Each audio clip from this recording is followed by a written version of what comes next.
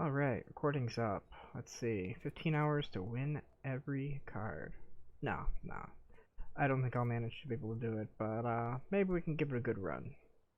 Uh, Depending on whether or not I've broken this up into various games or whatnot. I mean, that'll probably give away how well I've done. But in any case, let's talk a little bit about my selections, what I was doing. So in the free play event that we had last week, I played around mostly with 5 fires because that was just for fun. It's got enough of a rare investment that I don't think I'd be playing around with the deck anytime soon, but it's just a fun little thing where you get some value and you're pretty much just screwing around with Fate Wishes until you get what you need. Or, until you can handle all the situations and inevitably just, keep bouncing this back to your hand and reusing it with Fires of Dimension. Because once you have, I believe, 7 lands, and even then you don't need 7 at any given time, it's only when you need to play that, 6 or 7 lands max. The rest can be pitched to Fate Wishes to keep getting stuff off granted, which, through the powers of Fire of Invention, lets you cast a sorcery and then cast whatever you found that turn. And on a subsequent turn, you can toss down the Fairy Wishes from exile with the adventure and still play another spell, and very likely have 2 cards to discard to it should something happen, or attempt to happen to the Fae, thus putting it back in your hand and setting the cycle over again. It's a very fun deck in that its lack of consistency really makes each game different. And I have to say, the most flops I've seen off Niv Mizzet than I've ever seen anywhere else. But I digress. That was one that I was playing around with that I knew I was not going to play with seriously. Another one I played with was Grixis Fire Friends. This is one that I suspect might be going around a little bit, but it's not very popular. It's a typical Grixis control deck where you've got a hefty chunk of 1-for-1. Hello, phone. A hefty chunk of 1-for-1 removal spells to counter your opponent's stuff. Bonus points if you can play Fires of Invention, yet again. And land Ritual of Soot in the same turn, which Fires does allow, and that makes for probably your best turn 4. Drawn from Dreams and Narset are the 2 ways that the deck recovers from Grixis' problem with if your 1-for-1s don't match, or you run out of 1-for-1s and they're still coming with things that you need to remove, you're out of luck. But these help ease that a little bit. Narset doubling down as helping to find Fires of Invention. Again, the Fey Wishes package. I really like Fey Wishes, and I'm sure I'll have fun playing with it eventually in Standard. But as you can see, I've got 0 right now, and I'm not exactly rich when it comes to wildcards that matter. So moving on, this deck would finish things off with its Planeswalker package. Nicol Bolas being the majority here because, he does a lot by himself, and when you've been clearing the board, his +1 is usually alone to just constrict your opponent into nothingness. Extra props here for Plane-Wide Celebration. The Proliferate ability can get you to a very quick Liliana ultimate. I guess you can do the Chandra too. It's just, not exactly what you intend to. If you can get Nicol or Lily to go off, you're gold. Anyway, that's another fun deck, and that was probably going to be my choice for today. But I'll get to my choice a little bit later. So I did play a game of Bant lands, and as we've seen since then, it's gotten quite popular, and I'm not sure if this will be a deck I pursue in the future. Big point against it being Teferi Time Raveler. I tended to stray around games that involve him. They just slow things down into a grind. And normally, I'm a fan of a good grind, but I don't know. I don't know. I'm still on the fence here. I'm still thinking it over. But with it being the popular deck right now, Field of Dead decks being overwhelming, I don't know if I want to go down the popular route because then I'm opening myself up to the threat of, everybody and their mom being prepared for my deck. Fair enough. Another deck I considered, I believe, was Henge Stomps. Yeah, this is the list. I believe Bad Boy MTG put up this particular variant. There's a couple other ones around, but I like his inclusion of Manifold Key because that plus Great Henge means you're gaining 4 life a turn if you really need it, which is good for your castings, but you're unlikely to need that much mana after, you get into the range where you're hitting the stuff you actually need. It's just, if you're drawing a lot of cards off of it, I guess you could use the mana, but you're going to hit a land eventually. But more importantly, Manifold Key helps break your stalemates, your Golos games, by allowing you to have an unblockable creature. With bonus points to your 4 drops for already having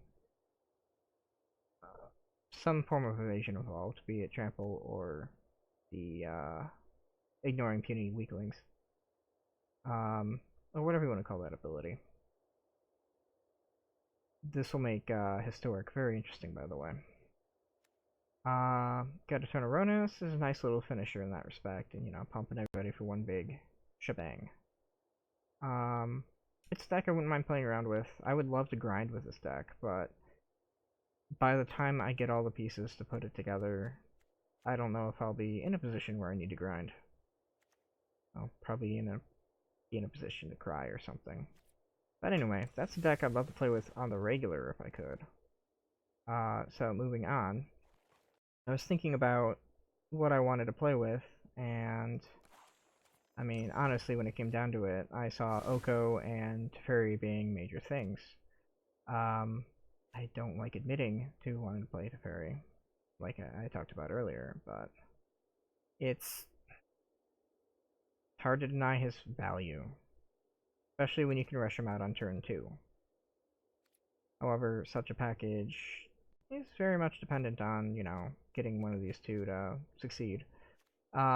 This one would just play with Fey Wishes again, because I love the card. I wanted to play with Knight of Autumns, maximizing on them, because it's hard for me to think of a match where it's not relevant in.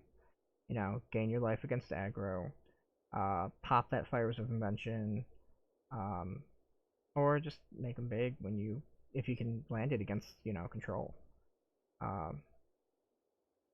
Could be worse.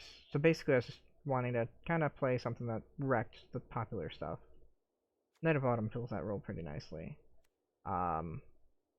Because I'm playing with some acceleration, and again, another hedge to the counters, March of the Multitudes is a good way to, not counters. Actually, yeah, the counters, because end of turn you can flash it in after their flash thing, and stuff like that. But against aggro as well, lifelink, lots of 1/1s. It could be a way to close the game. That was a consideration, especially if these guys are in the mood to do some tapping without swinging. But being my controlly self, and by playing something that's not heavy creature dependent, I was able to do the Realm Cloak package, cameos for recursion, especially good with them. The main idea being here is that this is a Field of the Dead Bant variant. That's something I was considering playing, but then I ran into Teamer Oko Friends, courtesy of Jeff Hoagland. So he posted up his playing that last night because he was running it Saturday before the event. He wasn't interested in the event itself, which, each their own. Good guy. Entered the event just long enough to concede twice and be on his way to bed. So anyway, This deck is in a similar mindset to the turn 2 Planeswalker idea. In fact, this deck is pretty much all about that, with 10 Planeswalkers that can come out on turn 2. Naturally, you want to get Oko or Royal Scions out earlier than the Domri if you can, because they will dictate how games go. Scions has the ability to ultimate ridiculously early, if not dealt with, and Oko naturally just takes over a game when you're able to move permanents around and just neuter anything that's too scary. Bone Crusher Giant. Again, these guys are the 4-drops are pretty important, as these ones will be the ones that close the game. He originally ran Nissa in this slot, which would have made it much more easier for me to attain it outside of this game, or outside of this challenge. As you can see, it's not happening. Not anytime soon. But then he switched to Sarkhan to make it a little more difficult for me. And Sarkhan, I have to admit, is the much better choice for this type of deck, because being able to turn your 3-drops that you played so early on into 4/4 dragons to just close out a game out of nowhere, pretty nice. Being able to make another 4/4, pretty nice. Good job, Sarkhan. You found a slot that I can appreciate you in. So that was that deck. But then today he made a post of him just playing for fun later in the night. That's actually where he did his concedes and all that fun stuff, but I digress. I ramble. This is Temur Oko. He called it monsters, but I just call it aggro, because that's pretty much its whole intent. Unlike the last deck, which is more just playing around, this one's a little more into closing out a game quicker. I think his intent was to take on the Bant Golos decks and, end a game before it really could get out of hand. But either way, he kind of sold me on his 4 hours of gameplay with that bloody thing. Again, it's all about getting out the early turn 3s. Spellbreaker is the least splashy of these, but he can still do some damage pretty early. Definitely demands attention. The upside to Once Upon a Time here is that these creatures are eligible targets for the Once Upon a Time, whereas with the previous deck, it would just blow right through them. Can't pick a Planeswalker. Sadness. Relied a lot more on these guys, but they're still here. And then instead of Sarkhan, we have a different kind of dragon, who, again, by himself, can pretty much close out a game. It's fast, it's aggressive. I'm gonna give it a go, and we'll see how well it pays off. Alright, thanks for listening to this ramble. And away we will go.